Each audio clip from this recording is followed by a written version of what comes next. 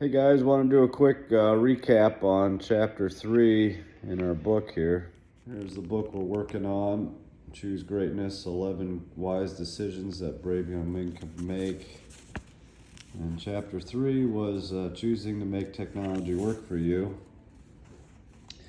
I thought this was an okay chapter. I'll go through and just kind of show you some of the things I saw here. I like this here. When young men are addicted to video games, they cannot resist the urge to play, even if it disrupts their eating, sleeping, homework, and relating to family and friends. Our hope is that you won't fall into this type of addiction. I like that.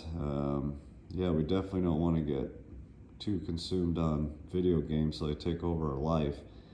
And then this next thing underlined, don't let anyone turn you into a slave. I think that's just a really good comment. It applies to video games and applies to a lot of other things in our lives. A lot of good, making the most of technology here. He's saying there's a lot of good things that we get, a lot of information. Here's some words to live by here, though, right in here. It says, go beyond what is expected. Don't aspire to simply make a passing grade. Aspire to do your best. I think those are just profound words to live by. Right down here in this part, he gets into just kind of I think some limitations of cell phones and how we use them. And one of those is they're good for non-emotional topics, but when it comes to emotional conversations, just a good reminder, it's best that those are be done face to face. I think that's really, really true.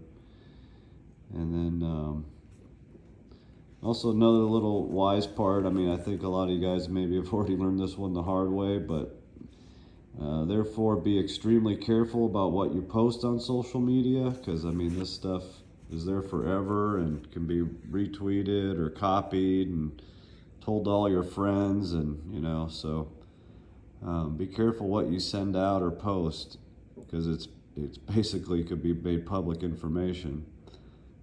Don't tweet something that will ever hurt another individual or embarrass you. Be careful what you share. I think one of my favorite things is coming up here, words to live by. Yeah, right down here at the bottom under the cyberbullying. It's if you can't say something good about a person, then don't say anything at all. I think that is some really sound advice. Like, if what's coming out of your mouth isn't going to be good, don't say it. Regarding sexting, don't buy the myth or what people are, everyone's doing it. The fact is, no, not everybody's doing that. And do not ever ask a girl to send you inappropriate photos. That's completely, no. That's just completely inappropriate, unacceptable behavior. It's demeaning to them, totally inappropriate. And then, it's a felony. And then also, these pictures get in the hands of the wrong people. I've seen cases where it's been flipped back on the person, is like a ransom, and to make them feel really bad about themselves. Just don't do it. Just don't let that kind of stuff out. Just a couple other pieces of wisdom here. Using electronic devices while you're doing other activities can be extremely dangerous. I'd say the big one is driving. So don't text, don't be trying to be on your phone. I think there's been hundreds and hundreds of fatalities. And when they go and investigate, they see the response to the text was something like thanks or hi, or just something completely stupid that could have waited. So